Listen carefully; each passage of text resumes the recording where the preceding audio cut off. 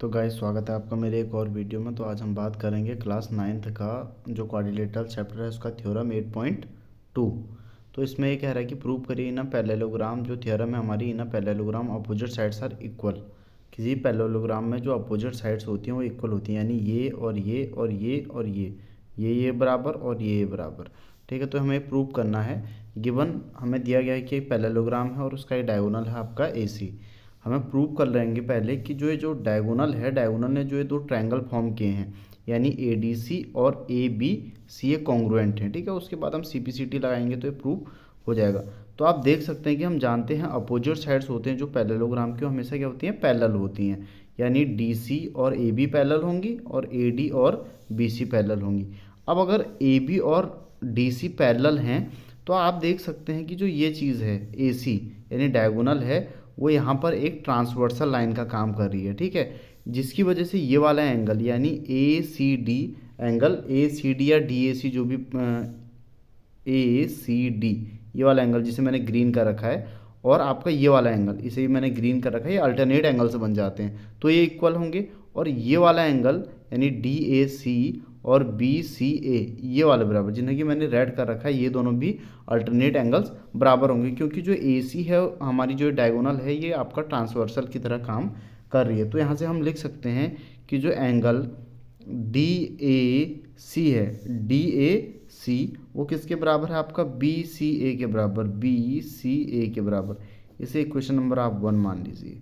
ठीक है, सिमिलरली आपका जो एंगल BAC है, BAC मैंने ग्रीन कर रखा है इसको, ये किसके बराबर हो जाएगा, BAC आपका ये हो जाएगा DCA के बराबर, इक्वेशन नंबर 2। ठीक है, अब आप ऐसा करिए कि हमारे दो ट्रायंगल्स बन रहे हैं, जो इन ट्रायंगल कौन से बन रहे हैं हमारे पास, ABC एंड ADC, ये A है। हाँ ठीक, तो यहाँ पर हम क्या करेंगे कि कॉन्ग्रुएंसी लगाएंगे। तो इक्वेशन 1 हमारे पास है ही, DAC और BCA। ठीक है, इक्वेशन 1 आप देखेंगे कि AC जो है, AC इक्वल टू AC ये कॉमन साइड है। कौन सी साइड है हमारी, कॉमन साइड है भाई, कॉमन साइड है। ठीक है, अगेन हमारे पास इक्वेशन 2 से जो है BAC और DCA बराबर है, DCA बराबर है। ठीक है, इक्वेशन नंबर 2। और एक क्यों है मैं आपको बता चुका हूँ, क्योंकि ये भैया अल्टरनेट एंगल्स बन रहे हैं। ठीक है, मैंने यहाँ पर इससे इस तरीके से जो है हाईलाइट भी कर रखा है, ये ग्रीन वाला पार्ट है। यहाँ पर आप देख सकते हैं BAC और DCA बराबर है, वहीं पर DAC और आपका जो है BCA बराबर है। ठीक, क्योंकि जो आपका ये लाइन है DC और AB एक दूसरे के पैरेलल है, और यहाँ पे AC ट्रांसवर्सल की तरह काम कर रही है। वैसे AD जो है और इसके पैरेलल है, तो यहाँ पर अगेन AC जो है आपकी हमारी ट्रांसवर्सल की तरह काम कर रही है। तो यहाँ पर हम कह सकते हैं so triangle ABC congruence ADC। Again यहाँ पर जो हमारी ज्योमेट्री है, ज्योमेट्री की सबसे चमत्कारी चीज़ यूज़ करने का जो है टाइम आ गया है, वो कौन सी है भैया, CPCT।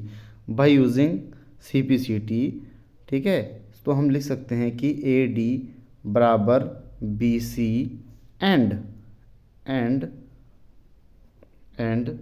मैंने ये जो आपकी पैरेलल लाइन्स है उनका लिख दिया। उसके बाद आप लिख सकते हैं DC बराबर AB, DC बराबर AB। ये क्यों लिखा मैंने, इसके पीछे रीज़न है भैया, हमारे जैसी जो हमारे ट्रायंगल्स हैं वो कॉन्ग्रुएंट प्रूफ हुए तो हम CPCT लगा देंगे, बस हो गया आपका प्रूफ। अब लिख सकते हैं हम हैंस प्रूव्ड, जो हमें थियरम दी गई थी वो हमने प्रूव कर दी।